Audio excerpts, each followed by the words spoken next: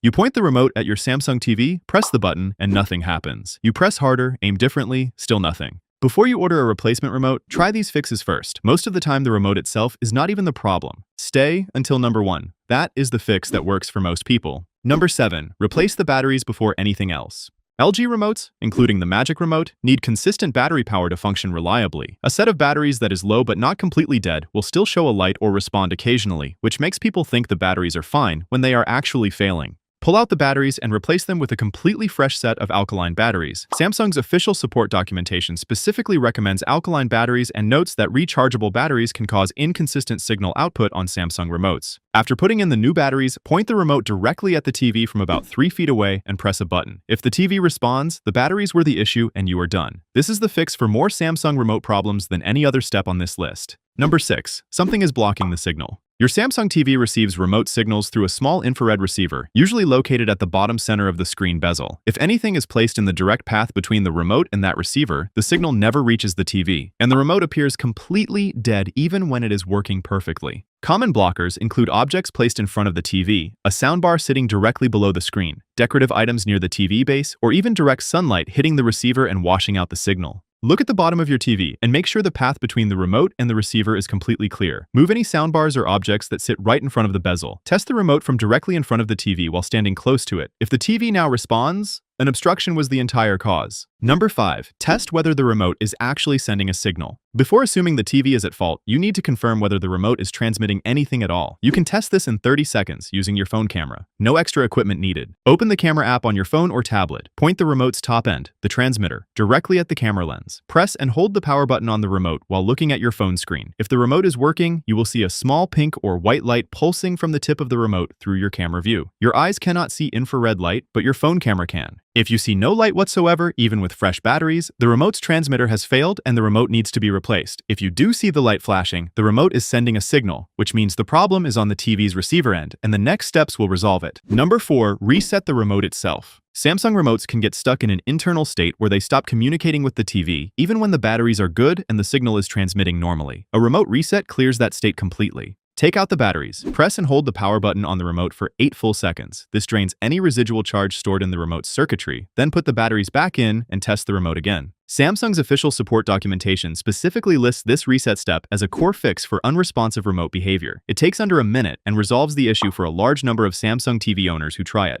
Number 3. Repair the smart remote to the TV. Samsung smart TVs use a Bluetooth connection between the TV and the newer flat-style smart remote, not just infrared. If that Bluetooth pairing drops or becomes corrupted, the remote stops working entirely even though it looks and feels physically fine. Stand within 1 foot of the TV, press and hold the return button and the play and pause button at the same time for at least 5 seconds. You should see a message appear on the TV screen confirming the remote has connected. If no message appears, use the physical button on the TV itself to navigate to Settings, then General, then External Device Manager, and find the option to pair the remote manually from there. Samsung confirms this pairing step as a core troubleshooting action for smart remotes that stop responding after working correctly for a period of time. Number 2. Power cycle the TV completely. Sometimes the issue is not the remote at all. It is the TV's infrared or Bluetooth receiver that has become unresponsive. A remote reset alone is not enough in this case. The receiver itself needs to be fully restarted. Unplug your Samsung TV from the wall outlet completely. Not standby, fully removed from power. Press and hold the physical power button on the TV body for 15 seconds while it is unplugged. Then wait 30 full seconds before plugging it back in. Once the TV is fully powered on again, test the remote immediately before doing anything else. Samsung's support team confirms that a complete power drain resets the receiver and commonly restores remote responsiveness when other fixes have not worked. Number 1. Update the TV's software.